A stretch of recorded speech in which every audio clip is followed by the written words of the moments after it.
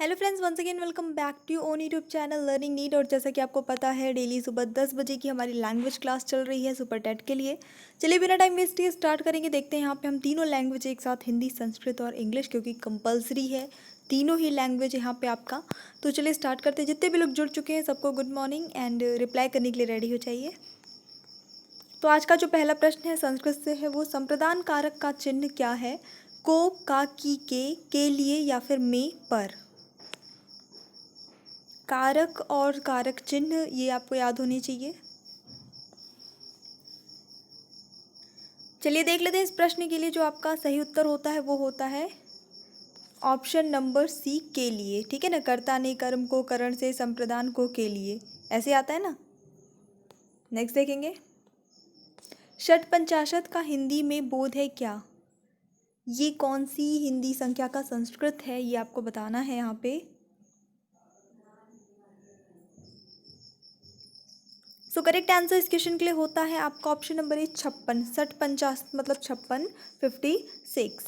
Next देखते हैं, नएत क्रियापद में प्रयुक्त लकार और पुरुष और वचन क्या है?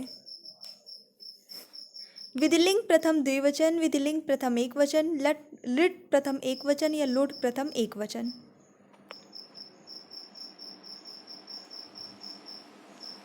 और उत्तर यहाँ पे जो सही होता है वो होता है आपका नएत में विधिलिंग प्रथम एक वचन हो जाएगा। प्रकर्ष शब्द में उपसर्ग है क्या? परि, परा, प्र, पर।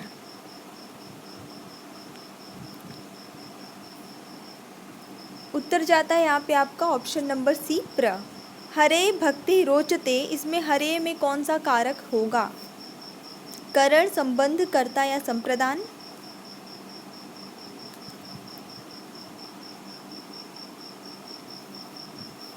तो यहाँ पे इसके योग में लगेगा आपका ऑप्शन नंबर डी, संप्रदान कारक। कुबेरः का पर्याय क्या होगा?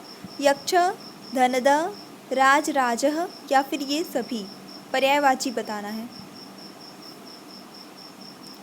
तो कुबेरा के लिए देखिए ये सभी जो है इसके पर्यायवाची होते हैं। ऑप्शन नंबर डी बिल्कुल सही है, जितने भी लोगों ने डी गेस किया था। अगर आपने और भी कुछ गेस किया था तो वो भी सही है, लेकिन क्योंकि सारे सही है तो आपको लगा के आना है ऑप्शन नंबर डी ही। लघुत्रय में कौन नहीं है? मेघदूतम, नैषधीय चरितम, कुमार संभवम, रघुवंशम।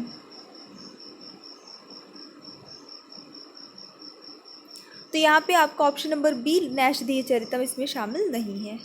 दीप शिखा किस कवि की उपाधि है? बाणभट्ट, दंडी, कालिदास या भारवी। तो उत्तर यहाँ पे सही होता है आपका ऑप्शन नंबर सी, कालिदास। तिष्ठत में पुरुष और वचन कौन से हैं? मध्यम बहुवचन, प्रथम द्विवचन, उत्तम एक वचन या फिर मध्यम एक वचन। सही जाता है यहाँ पे आपका ऑप्शन नंबर ए, बिल्कुल मध्यम पुरुष और बहुवचन रूप है। अगला प्रश्न आता है आपका, क्या धातु का लट लकार प्रथम पुरुष एक वचन क्या रूप बनेगा?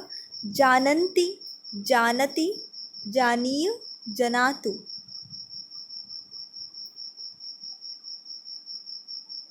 सही उत्तर जाता है बिल्कुल आपका सिंपल चलेगा, ऑप्शन नंबर बी हो जाएगा, जानति। निश्चर हीन करहु मही भुज उठाई पन कीन, सकल मुनिन के आगमन जाई जाई सुख दीन। यहाँ पे आपको बताना है कि ये किस रस की निष्पत्ति हुई है? करुण, वीर, रौद्र या भयानक। फटाफट से गेस करिए। ठीक है, एक बार लाइक कर दीजिएगा वीडियो को सभी लोग। निश्चर हीन करो मही भुज उठाई पनकीन, सकल मुनिन के आगमन जाय जाय सुखदीन। यहाँ पे वीर रस की निष्पत्ति हुई है। और एक अगला प्रश्न भी आपका और इस तरह का आएगा। फिलहाल यहाँ पे देख लेते हैं ये प्रश्न, निम्नलिखित में से कौन सा किरण का पर्यायवाची शब्द नहीं है? जो नहीं है वही बताना है। मरीचि, रश्मि, पुष्कर, दीप्ति।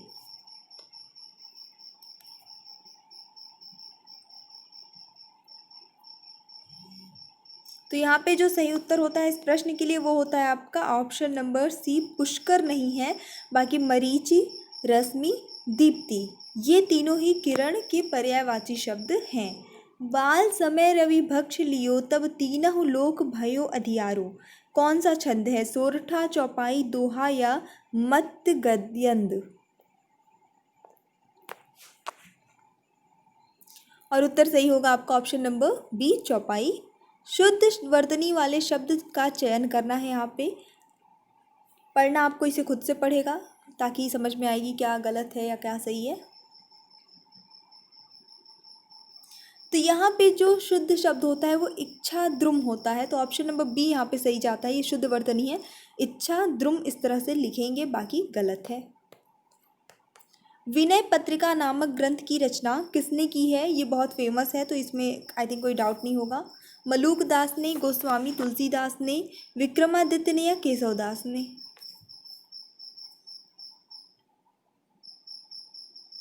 उत्तर जाता है इस प्रश्न के लिए आपका option number b, Goswami Tulsidas ने की। और इसकी भाषा क्या है, कभी कभी ये भी पूछता है, तो कमेंट करके फटाफट से बताइए इसकी भाषा क्या है। बहुत फेमस प्रश्न है ये। निम्नलिखित में से कौन सा नाटक जयशंकर प्रसाद का नहीं है? जनमेजय का नागयज्ञ, स्कंदगुप्त ध्रुवस्वामिनी, सिंदूर की होली।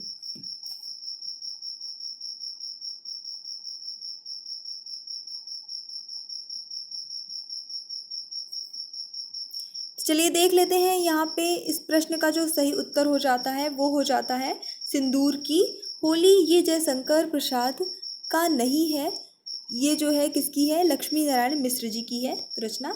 ऑप्शन नंबर डी सही होता है। निर्मल का विलोम शब्द क्या होगा? पवित्र, शुद्ध, मलिन, मृदु।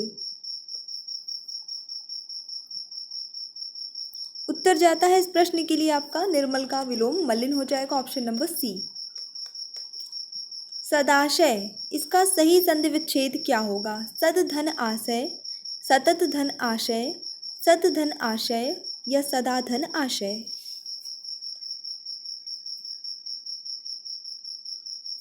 तो यहाँ पे जो सही उत्तर होता है वो होता है आपका ऑप्शन नंबर सी, सत धन आशय। बिल्कुल सही, जितने भी लोगों ने सी गेस किया है सबको वेरी गुड। नेक्स्ट देखेंगे, इनमें से किस वाक्य में गलत विशेषण का प्रयोग हुआ है? यानी कि विशेषण जो लगा है वो अनुचित है, वो नहीं होना चाहिए था।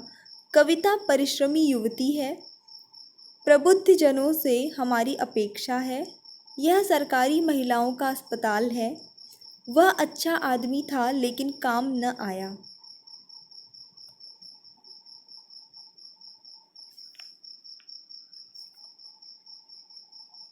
तो यहाँ पे जो गलत है, जो सही नहीं लग रहा है, वो I think option number c है।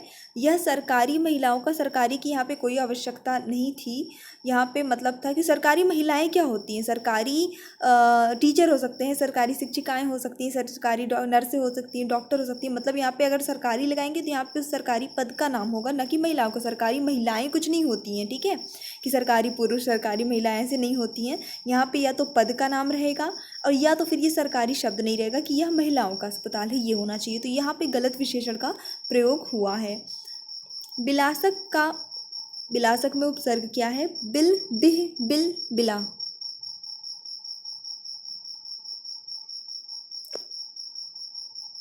उत्तर जाता है यहाँ पे आपका ऑप्शन नंबर डी, बिला, सीधे सीधे। और ज़्यादा ये कॉम्प्लिकेटेड नहीं था। अभी इंग्लिश में आज हम देख लेंगे जो क्वेश्चंस।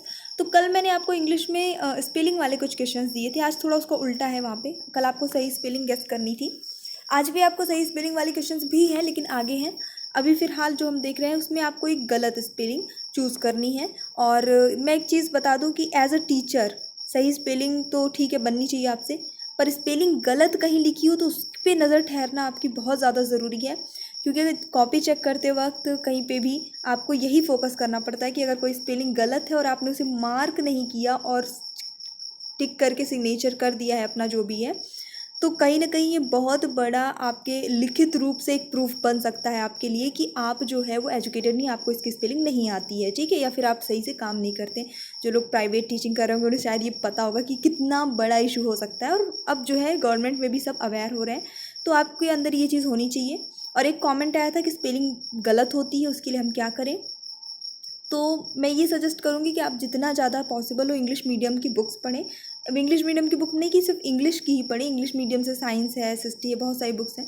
तो बहुत सारे नए नए वर्ड्स आपको जब बार बार सामने सिर्फ रीड करें, उसे समझ में नहीं भी आ रहा है, थोड़ा बहुत समझे आधा अधूरा, लेकिन रीड करें। बार बार जब कोई स्पेलिंग हमारे सामने आती है हमें उसे पढ़ना पड़ता है, कोशिश करनी पड़ती है उसे रीड करने की, तो ऑटोमेटिकली उसकी स्पेलिंग हमें हमारे दिमाग में कहीं ना कहीं बैठ जाती है। और उसकी स्पेलिंग गलत आएगी तो हमें तुरंत मार्क होगी कि नहीं, इसकी स्पेलिंग ये नहीं होती है, ठीक है। खैर यहाँ पे आपको क्या करना है, गलत स्पेलिंग फाइंड आउट करनी है चारों में से।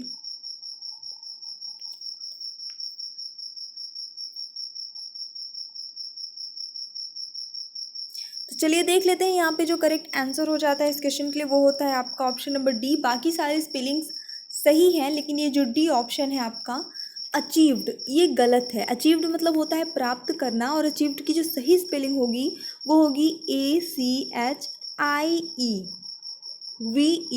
ये होगी ACHI के बाद ई लगेगा, ठीक है, यहाँ ई नहीं लगा है, तो ये स्पेलिंग गलत थी। नेक्स्ट देख लीजिए 41 में कौन सा स्पेलिंग रॉन्ग है।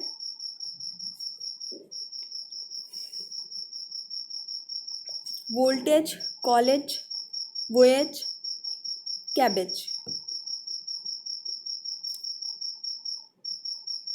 सो यहाँ पे जो गलत स्पेलिंग ऑप्शन नंबर सी हो जाती है, इसकी सही स्पेलिंग होगी VOYAGE होगी, ई नहीं होगा यहाँ पे, और इसका अर्थ होता है समुद्री यात्रा।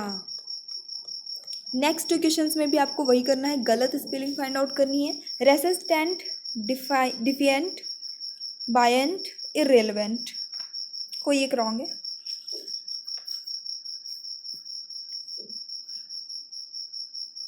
तो यहाँ पे जो गलत स्पेलिंग है वो है आपके ऑप्शन नंबर डी, इरेलेवेंट की स्पेलिंग। और इरेलेवेंट मतलब होता है व्यर्थ या जो रिलेट नहीं कर रहा हो वो होता है, और इसकी सही स्पेलिंग जो होती है वो होती है IRRELE। यहाँ ए की जगह ई आएगा, EVANT, तो बस सब कुछ सही था, ये ए की जगह यहाँ पे ई आएगा। नेक्स्ट देख लीजिए 34। तो चलिए देख लेते हैं यहाँ पे जो गलत स्पेलिंग है वो है आपके ऑप्शन नंबर सी, स्पॉन्टेनियस की स्पेलिंग ये नहीं होती है, इसकी सही स्पेलिंग होती है SPONTANEOUS, यानी कि आई कहीं भी नहीं लगता है, इस चीज़ का बस ध्यान था, और एन के बाद ई लगता है, ये भी ध्यान देना था। तो ये इसकी सही स्पेलिंग होती है, और इसका जो अर्थ होता है वो होता है स्वाभाविक, सहज। ओके, तो अब नेक्स्ट हम एक क्वेश्चन देख लेते हैं। यहाँ पे 36 नंबर पे कुछ स्पेलिंग्स आपके सामने लिखी हुई हैं, और इसमें अब आपको क्या करना है, यहाँ पे आपको क्या करना है, सही स्पेलिंग बतानी है। गलत 3 है, एक ही सही है, सिर्फ सही स्पेलिंग बतानी है, अर्थनेस का सही स्पेलिंग। चलिए देख लेंगे क्या इसका सही है। अर्थनेस का सही स्पेलिंग ऑप्शन नंबर डी होता है EARTH, अर्थ होता है, आई लगा के NESS लगा देंगे, अर्थीनेस हो जाता है इसका सही आंसर। नेक्स्ट देख लेंगे, सब में आपको सही स्पेलिंग ही गेस करनी है, थोड़ा इजी है। ट्रूली, ट्रूली की सही स्पेलिंग ऑप्शन नंबर, यहाँ पे ट्रूली की सही स्पेलिंग जो होती है ऑप्शन नंबर बी होता है। जब ट्रू लिखते हैं, देखिए ट्रू की सही स्पेलिंग TRUE होता है, जब उसमें LY लगाते हैं तो ये ई एलिमिनेट हो जाता है और सीधे LY लग जाता है, तो TRULY ट्रूली की करेक्ट स्पेलिंग हो जाती है। नेक्स्ट देख लीजिए, एलिनेट की करेक्ट स्पेलिंग आपको बतानी यहाँ पे।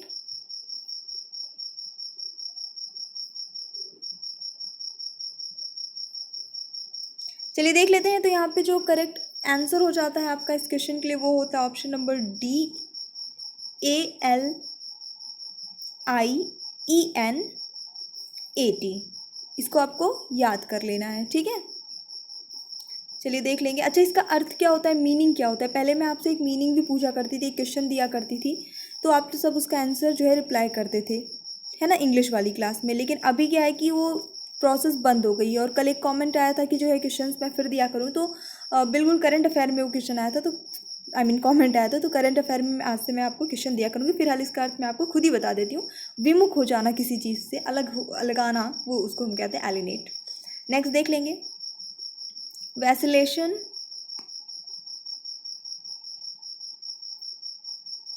उत्तर यहाँ पे बिल्कुल सही हो जाता है। जितने भी लोगों ने गेस किया ऑप्शन नंबर सी, VACI, उसके बाद डबल L लगा के वही सीधे TION से सन लगता है, जनरली लास्ट में आपका स्पेलिंग बनता है। तो अर्थ क्या होता है इसका, अस्थिरता, चंचलता जिसे हम कहते हैं वो होता है। नेक्स्ट देख लेते हैं, सिस्टमैटिकली, ये इजी है। सिस्टमैटिकली यानी कोई चीज़ एकदम सिस्टम से, एक तरीके से करना। ऑप्शन नंबर बी सही होगा। सिस्टम की स्पेलिंग आपको पता है SYSTEM, ये हो गया सिस्टम। ए लगा दिया, टी लगा दिया, आई लगा दिया, तो सिस्टमैटिक, सिस्टमैटिक की स्पेलिंग यहाँ तक होगी, ALLY लगाया तो सिस्टमैटिकली हो गया। ठीक है, यानी कि किस तरह से ये वर्ड बना है 3 पार्ट्स में। सो ये इसका सही आंसर है। सो आज का सेशन आई जस्ट होप कि आपके लिए हेल्पफुल रहा होगा। अगर हेल्पफुल रहा तो प्लीज़ लाइक करिए, शेयर करिए, चैनल पर न्यू है तो सब्सक्राइब भी कर लीजिएगा। So thanks for watching, keep studying and bye bye.